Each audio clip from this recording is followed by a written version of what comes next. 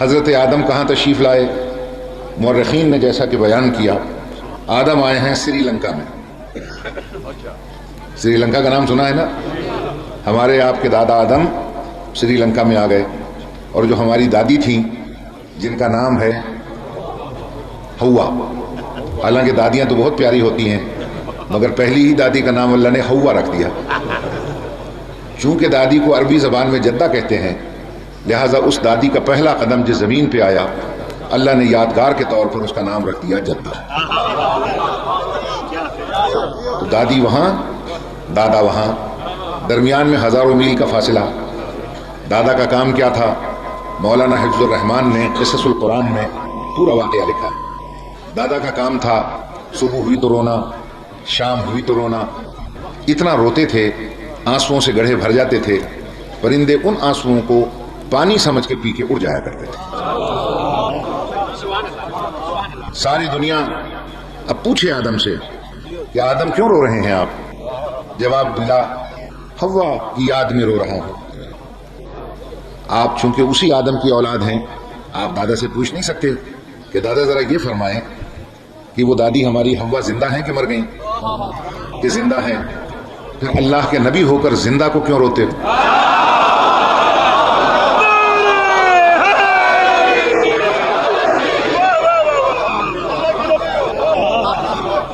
جواب ملا، آدمیت کا مفہوم یہی ہے کہ زندہ کو رونا، انسانیت کے معنی ہے یہی کہ زندہ کو رونا۔ اب رونے سے فرصت ملی، بابا اب کیا کر رہے ہیں آپ؟ کہ میں ہوا سے ملنے کا انتظار کر رہا ہوں۔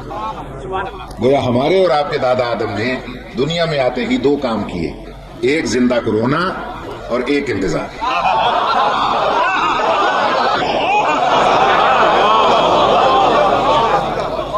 کیوں میرے محترم سامعین؟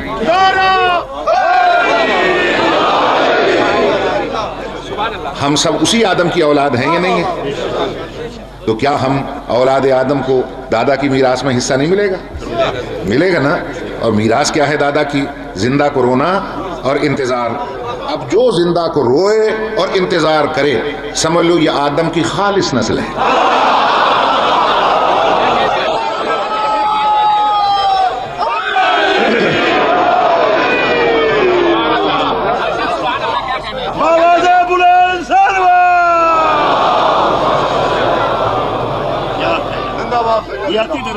چنانچہ مورخین نے لکھا کہ ہوا بھی مل گئیں، آدم بھی مل گئے، انتظار کی گھڑیاں تو ختم ہو جانی چاہیے تھیں، لیکن اب پھر انتظار میں رہ گئے۔ دادا سے پوچھے اب کس کی انتظار ہے؟ کہ عالم ارواح میں جس مقدس رسول کی مدد اور اس پر ایمان لانے کا وعدہ کیا تھا اب اس کی انتظار کر رہے ہیں۔ انتظار کرتے کرتے حضرت آدم چلے گئے، حضرت محمد نہ آنا تھے نہ آئے۔ پھر حضرت نوح تشریف لائے، 950 سال تک انتظار کیا۔ دل میں خیال آیا کہ شاید اس زمین پر چونکہ آدم کے دو بیٹوں کا خون بہا ہے، نجس دھبا لگا ہوا ہے، مقدس قدم شاید اس لیے نہ آتے ہوں۔ دعا کی، دھبے کو دھلوانے کے لیے تنور سے گرم پانی ابلوا دیا اور اتنا بڑا طوفان منگوا لیا جس کی گہرائی کو سورج کی کرنیں بھی نہیں ناپ سکتی۔ انتظار کرتے کرتے چلے گئے، حضرت محمد نہ آنا تھے نہ آئے۔ حضرت ابراہیم تشریف لائے، اور حضرت ابراہیم کے دور میں نمرودوں کی حکومت تھی، نجومیوں کے کہنے پر ہر پیدا ہونے والے بچے کو قتل کرا دیتا تھا تاکہ کہیں اس کی خدائی کا تختہ ہی نہ الٹ جائے۔ ادھر تازہ تازہ ابراہیم پیدا ہوئے، ابراہیم کی ماں کا دل گھبرایا، یا اللہ کہیں میرا بیٹا بھی قتل نہ ہو جائے۔ اللہ نے کہا فکر نہ کر ابراہیم کی ماں، آدھی رات کو بچے کو چھپا کر شہر سے باہر لے جا، باہر پہاڑیاں ہیں، فلاں پہاڑی میں غار ہے، اس غار میں چھپا کے آ جا، پھر میں جانوں تیرا بچہ جا۔ اب یہ نتیجے آپ خود ہی نکالتے رہیں۔ اس کا مطلب یہ ہو گیا کہ خداوند عالم ابراہیم کے وقت سے اپنی حجت کو غار میں چھپانے کی بنیاد رکھ رہا تھا۔ ماں چلی آئی۔ مورخین نے یہ لکھا کہ اکیلے ابراہیم پڑے ہیں، کیونکہ تازہ تازہ بچہ غار میں چھپا کے ماں چلی جائے تو بچپن کی فطرت ہے یہ نہیں کہ روئیں، چیخیں، چلائیں، مگر چپ کر کے پڑے ہیں. فرشتے آ کر پوچھتے حضرت ماں اکیلا غار میں چھوڑ کے چلی گئی ہے, روتے نہیں ہو؟ انہوں نے کہا نا. کہا کیوں؟ کہا ماں دشمن کے خوف سے غار میں چھپا کر گئی ہے, ایسے عالم میں رونا شرافت کے خلاف.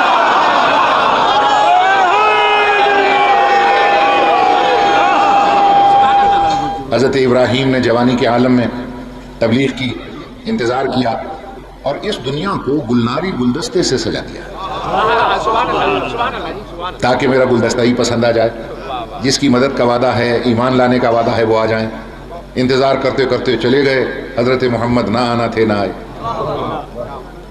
پھر اس کے بعد حضرت یوسف تشریف لائے.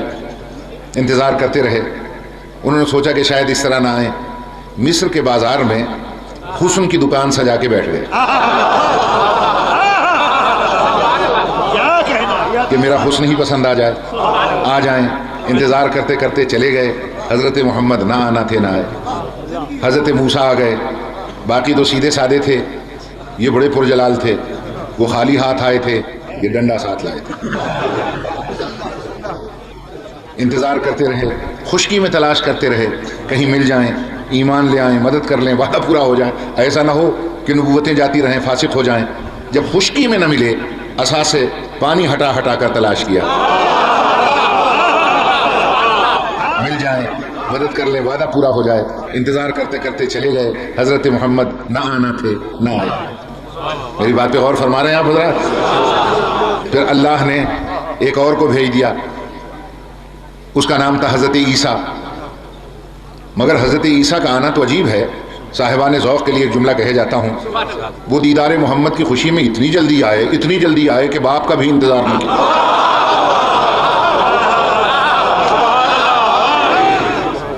زمینوں میں تلاش کرتے رہے, مل جائیں, مدد کر لیں, وعدہ پورا ہو جائے. ایسا نہ ہو کہ نبوتیں جاتی رہیں. جب زمینوں پر نہ ملے, تلاش کرتے کرتے آسمانوں پہ چلے گئے, اور اتنی جلدی گئے کہ موت کا بھی انتظار نہ کیا. اب دیکھیے دوستو, ساری باتیں تفصیل سے پڑھنے والا پڑھ نہیں سکتا, نتیجے آپ خود نکال لیا کریں. اس کا مطلب یہ ہو گیا کہ خدا بند عالم نے نبیوں کو بھی ایک غائب کا انتظار کرایا. تو غائب کا انتظار کرنا نبیوں کی سنت بنا, اور جو غائب کا انتظار نہیں کر رہا وہ نبیوں کی سنت پہ عمل نہیں کر رہا. وہ شیعہ تو شیعہ چھوڑ, وہ سنی بھی نہیں رہا. بھائی جو سنت پہ عمل نہیں کر رہا وہ مسلمان ہی نہیں رہا. انبیاء تھے پہلی امت, ہم ہیں پچھلی امت. خدا نے پہلی امت کو ایک غائب کا انتظار کرایا, اس امت کو نہ کراتا دونوں امتوں میں فرق پڑ جاتا, عدل الہی کے دونوں پلڑے برابر نہ رہتے. اللہ نے کہا وما انا بظلام للعبید, میں بندوں پر ظالم نہیں ہوں. میرا تقاضا عدل یہ ہے کہ پہلی امت کو محمد عربی کا انتظار کرایا, اس امت کو محمد مہدی کا انتظار.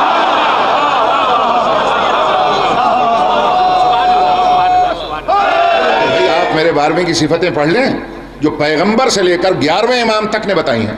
غیبت سمجھ میں نہ آئے, تقریر کرنی چھوڑ دوں گا. کون ہے ہمارا 12واں؟ صاحب الدعوت النبویہ, اس کی نبی جیسی دعوت ہے. والعصمت الفاطمیہ, فاطمہ جیسی اس کی عصمت ہے. والصولۃ الحیدریہ, حیدر جیسا اس کا حملہ ہے. والحلم الحسنیہ, امام حسن جیسا حلم ہے. والشجاعت الحسینیہ, حسین جیسی شجاعت ہے. والصبر السجادیہ, سید الساجدین جیسا صبر ہے. ومآثر الباقریہ وآثار الجعفریہ وعلوم الکاظمیہ, سب اماموں کی صفتیں اس میں ہیں. والجود التقویہ, امام تقی جواد کی سخاوت ہے. والنقابت النقبیہ, امام علی نقی کی نقابت, طہارت اور لطافت ہے. والحیبت العسکریہ, امام عسکری کی اس میں حیبت ہے. اور جب غیبت کا ذکر آیا اب ارشاد کیا پیغمبر نے والغیبت الالہیہ, اس میں اللہ جیسی غیبت ہے, جیسے اللہ غائب ہے ویسی اس کا نمائندہ. مومن کا دل دکھتا ہے, پہلے میرا بھی دل دکھتا تھا, لیکن خدا کی قسم اب میرا دل نہیں دکھتا. کیوں؟ اس لیے کہ نقل ہوتی ہے ہمیشہ اصل کی. نقلیوں کا آنا یہ بتلاتا ہے کوئی اصلی چھپا ہوا ہے.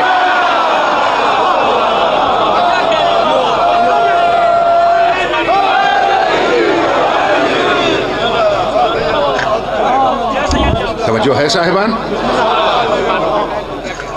بس ختم ہوا میرا بیان. باقی انشاءاللہ قسط اگر آپ نے یاد دہانی کرائی اور آئندہ سال تک میں جیتا رہا تو جہاں چھوڑوں گا آئندہ سال اسی سٹیج پر وہیں سے شروع کر دوں گا, بشرطے کہ آپ نے مجھے یاد دلایا. عزیزان محترم, بزرگان گرامی, بڑا لطف آیا. ایک دفعہ میں وائس آف پرافیسی میں بائبل پڑھنے جاتا تھا, شرح اناجیل. انجیل کی شرح وہ پڑھی میں نے وہاں. تو جب انجیل کا امتحان ہوا تو آپ کی دعا سے مجھے بھی پادری کی ڈگری مل گئی. مل گیا، میں پادری ہو گیا. مذہب کے خانے میں انہوں نے پوچھا کیا مذہب لکھیں؟ میں نے کہا الحمدللہ شیعہ، جعفریہ، اثنا عشریہ. ڈگری دینے والا جو فادر آیا ہمارے لیے پادری، وہ آیا تھا واشنگٹن سے. اس کا نام تھا ولیم، فادر ولیم. وہ جو میرا استاد تھا نا، پتہ نہیں زندہ ہیں، شاید زندہ ہوں گے، فادر الہی بخش ان کا نام تھا. ہاں وہ پادری الہی بخش نام ہے اس کا. تو جب وہ مجھے ڈگری دینے لگے تو فادر الہی بخش نے ولیم سے مسکرا کر کہا کہ یہ بچہ تیز بڑا ہے. میں سر جھکا کے کھڑا تھا. ان کا وہ کیسے؟ اس نے کہا بات یہ ہے کہ اتنی شرح انجیل کی پڑھ لینے کے بعد بھی مذہب کے خانے میں وہی لکھا ہے اس نے جو ہے. ولیم بھی بڑا تیز پادری تھا. اس نے کہا بھائی بات سن، زبردستی اس کو عیسائی بنانے کی ضرورت ہی نہیں، اس لیے کہ اگر یہ عیسائی بن بھی جائے یہ اتوں اتوں ہوگا وچوں وہی.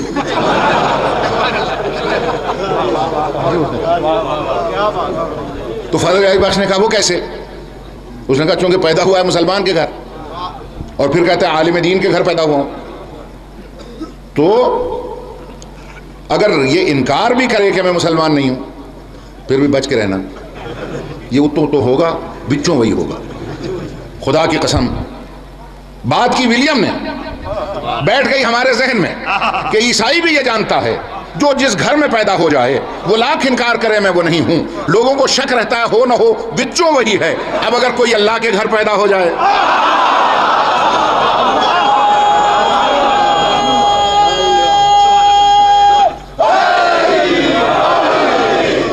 زندگی بھر وہ انکار کرتا رہا میں وہ نہیں ہوں. نصیری کو آج تک شک ہے ہو نہ ہو بچوں. مجھے کہنے لگا ولیم اچھا ایک بات بتائیں، آپ کے مذہب کا کوئی پادری ہے؟ میں نے کہا ہاں ہے. اللہ تعالیٰ کروٹ کروٹ جنت نصیب کرے. میرے استاد قبلہ زیدی صاحب زندہ تھے، میں ان کی خدمت میں لے گیا انہیں. مجھے یاد ہے ان کے کان میں تکلیف تھی لیکن وہ فادر ولیم کی وجہ سے اٹھ کے بیٹھ گئے. باتیں شروع ہو گئیں. فادر ولیم نے کہا فادر زیدی حسین. ہاں زیدی صاحب کو بھی فادر ہی کہتا تھا، اس لیے وہ سمجھتا تھا کہ علامہ کا مطلب فادر ہے، گویا یہ مسلمانوں کا پادری ہے. اس نے کہا ہمیں یہ فخر ہے کہ ہمارا بھی غائب ہے ایک، آپ کا بھی غائب ہے. موضوع یاد ہے نا آپ کو؟ ہمارا بھی غائب ہے آپ کا بھی غائب ہے، لیکن ہمارا غائب ہے آسمانوں میں، آپ کا غائب ہے زمین میں. قبلہ زیدی صاحب نے کہا پھر تو کہنا کیا چاہتا ہے؟ انہوں نے کہا پھر یہ سیدھی سی بات ہے، آسمان اوپر ہیں زمین نیچے ہے، تو ہمارے والا بلند ہے نا، آپ والا تو بلند نہ ہوا. زیدی صاحب مجھے یاد ہے یوں بیچارے کر رہے تھے، کان میں تکلیف تھی. کہنے لگے فادر ولیم آپ نے غور نہیں کیا، ایک طرف تھا تیرا عیسیٰ، ایک طرف تھا میرا 12واں. اللہ نے یہ دیکھنے کے لیے کہ فضیلت اس میں زیادہ ہے یا اس میں زیادہ ہے، اس نے عدل کا ترازو لگا دیا. ایک پلڑے میں تیرے والے کو بٹھایا، ایک میں میرے والے کو. تیرے والے کا پلہ آسمان پہ چلا جائے تو میں کیا کروں؟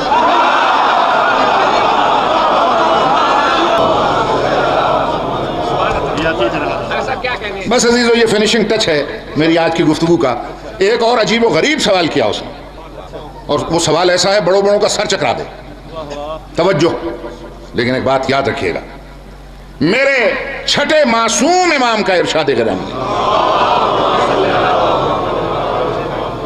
کہ ہماری ذات ہے مقدس کے لیے بڑے سے بڑا مفکر اور بڑے سے بڑا عالم بھی اگر تم سے سوال کرے اور ہو سکتا ہے تمہارا ذہن چکرانے لگے، جواب نہ آئے تمہیں، میرا چھٹا امام فرماتا ہے معصوم امام میرے ماننے والوں کو سنا دو، گھبرائے نہیں، میں جعفر صادق ضمانت دیتا ہوں جب تمہارا دماغ کام کرنا چھوڑ دے گا تمہارے دماغ میں ہمارا دماغ کام کرنا شروع کرے گا. جب تمہاری زبان رکنے لگے گی تمہاری زبان میں ہماری زبان بولنی شروع ہو جائے گی. اب اس نے سوال کیا، اس نے کہا سرکار یہ فرمائیے. رئیس صاحب نے کہا ہاں فادر کیا کہنا چاہتا ہے تو؟ اس نے کہا سرکار ایک بات بتائیں، ایک شخص ہے سویا ہوا نیند میں ہے، ایک شخص بیٹھا جاگ رہا ہے، بھٹکا ہوا مسافر رستہ کس سے پوچھے گا؟ جاگنے والے سے یا سونے والے سے؟ جاگنے والے سے، ٹھیک ہے نا؟ کہا میں سمجھ گیا تو کیا کہنا چاہتا ہے. انہوں نے کہا سرکار یہ دنیا بھٹکی ہوئی ہے، آپ کے مولوی صاحبان یہ کہتے ہیں کہ پیغمبر وفات پا گئے، گویا سو گئے، لیکن ہمارا عیسیٰ جاگ رہا ہے، تو بھٹکی ہوئی دنیا کا مسافر کس سے رستہ پوچھے گا؟ اب آپ نے کیا کہا؟ جاگنے والے سے. بس یہی عالم میں اور صاحب مطالعہ میں فرق ہوتا ہے. زئی صاحب نے کہا سونے والے سے. توجہ توجہ کیجیے گا.